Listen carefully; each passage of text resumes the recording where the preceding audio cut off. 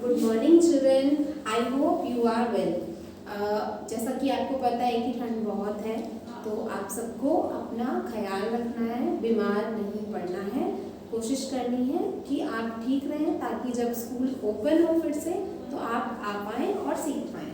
ठीक है। मैथ्स में हम लोग कर रहे थे chapter number 9। The name was which season is it, right? So in that one topic was calendar. So as you know now this is which year? 2024 है ना। 1 जनवरी को आप सबने न्यू ईयर मनाया होगा, अपने फ्रेंड्स को विश किया होगा, फैमिली को विश किया होगा। So there are total 12 months. You can read the names: January, February, March, April, May, June, July, August, September, October, November and December, right? So total 12 months. Now what you can see in January month? First is number of days, कि हमें देखना है कितने दिन हैं। 30 हैं, 31 है, 28 है, 29 है। So you can see there are total 31 days in January month, right? So first thing is number of days. Now second thing is days name. आपने पढ़े होंगे हिंदी में भी इंग्लिश में भी, रविवार, सोमवार, मंगलवार, है ना। और वैसे ही इंग्लिश में संडे, मंडे, ट्यूसडे, है ना। So you can see here on the top Sunday, then Monday, then Tuesday, then Wednesday, then Thursday, then Friday, then Saturday. So which one is the first day of the week? So Monday is the first day of the week because Saturday and Sunday आप सुनते हो ना weekend word, तो weekend word में कौन से days आते हैं? Saturday and Sunday, and first day of the week is Monday. Okay, so you can see in next month February. So in this year it is a leap year. 29 days are there.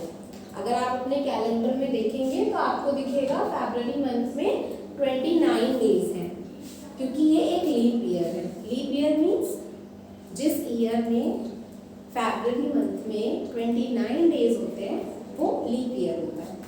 तो आप जब आप class देखने के बाद जब आप calendar observe करेंगे तो उसमें आपको देखने को मिलेगा कि इसमें 29 डेज है 2024 में। Okay, same way March month how many days are there? 31। तो मार्च में 31 डेज होते हैं। देन अप्रैल 30 डेज, है ना। अप्रैल मंथ में 30 days. Days number of days change हो रहे हैं पर डेज नेम तो सेम ही रहेंगे, वही 7 डेज रहेंगे सारे मंथ्स में, है ना। देन मई में 31 डेज, देन जून में 30 days, July 31 days, August 31 days, September 30 days, October 31 days, November 30 days and December also 31 days. So total 12 months, 7 days and number of days 28 or 29 in February month. In other months it can be 30 or 31 days. I hope this is clear. हमने ये पहले ही पढ़ा था छुट्टियों से पहले, है ना। सर्दी की छुट्टी पढ़ने से पहले हम ऑलरेडी इसे पढ़ चुके हैं। अभी मैं रिवाइज करवा रही हूँ ताकि आप जब आगे की और चीज़ें पढ़ें तो वो आपको समझ में आए। अब आपने कैलेंडर को तो समझ लिया, है ना। उसके बाद हमने पढ़ा था क्लॉक, है ना। क्या होता है क्लॉक? घड़ी। हम सबको पता है क्या काम होता है घड़ी का। घड़ी में हम देखते हैं टाइम, उसी टाइम को हमको देख के पता चलता है कि हमें कब उठना है, कब स्कूल आना है, कब छुट्टी होगी, कब खाना खाना है ना, कब खेलना है, कब टीवी देखना है। ये सब हमें कैसे पता चलता है? जब हम टाइम देखते हैं। और टाइम देखने के लिए हमें क्या चाहिए? हमें चाहिए घड़ी। जो घड़ी हम दीवार पे लगाते हैं उसको हम बोलते हैं क्लॉक, है ना। सो आपको पता है क्लॉक मतलब घड़ी, जो हम दीवार पर लगाते हैं वो क्लॉक, है ना, उसको क्लॉक बोलते हैं। लेकिन हम हाथ में भी घड़ी पहनते हैं, हिंदी में तो उसे घड़ी ही कहते हैं और इंग्लिश में उसे कहते हैं वॉच, है ना। तो जो क्लॉक पर, जो वॉल पर है उसे क्लॉक, और जो हम हाथ में पहनते हैं उसे वॉच। नाउ हमारी क्लास में भी एक गार्गी है, ऐसे ही एक ये लड़की है गार्गी, बट ये हमारी क्लास वाली गार्गी नहीं है। So now we will see what she does in a day. कब वो उठती है, कब वो सोती है, कब वो नहाती है, ये सारी चीजें हम थ्रू इस क्लॉक के समझने वाले हैं। तो सबसे पहले क्लॉक, ये भी हमने पहले डिस्कस किया था छुट्टियों से पहले। क्लॉक ये शेप राउंड शेप है, बट आपने देखा होगा स्क्वायर शेप भी हो सकता है या ओवल शेप भी हो सकता है ना। ऐसा जरूरी नहीं है सर्कल ही शेप होता है। Okay, total numbers are 12, 1 to 12 numbers are there, 1 2 3 4 5 6 7 8 9 10 11 12 like that. अब ये नंबर 12 और 1 या सारे नंबर्स के बीच में क्या है, सारे नंबर्स के बीच में डिवीजन है, गैप है ना। जैसे हमने चैप्टर में पढ़ा था, शेयर वाले चैप्टर में, कि कैसे हम शेयर कर सकते हैं चीजें, है ना, इक्वल नंबर में शेयर कर सकते हैं। सेम वे सारे नंबर्स के बीच में गैप है, बट वो इक्वल गैप है, मतलब कि जितना 9 और 10 के बीच में गैप है, सेम गैप 10 और 11 के बीच में है। सारे नंबर्स में सेम गैप है। और वो कितना गैप है, यू कैन काउंट 1 2 3 4 5, मतलब 5 छोटी छोटी लाइंस आपको दिखेंगी। जब अभी आप देखोगे क्लॉक, उसमें आप काउंट करना, सब में 5 5 5 5 5 गैप रहेंगे लाइंस के, है ना।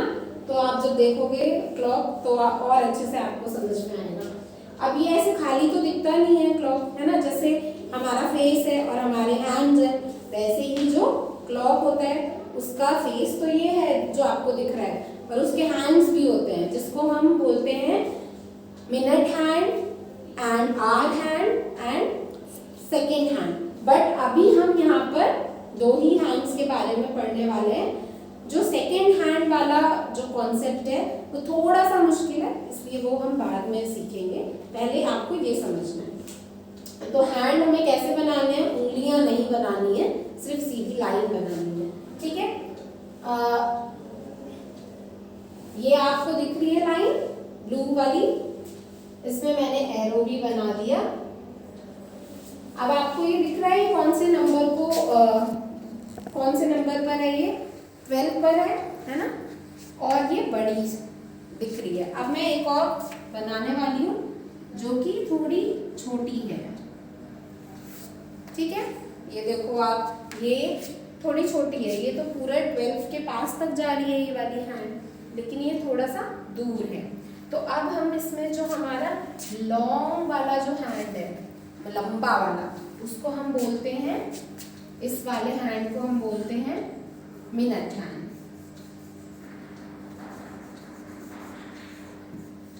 मिनट हैंड, क्योंकि इस हैंड से हमें क्या पता चलता है, मिनट, कि कितने मिनट्स हो गए। इस हैंड का नाम है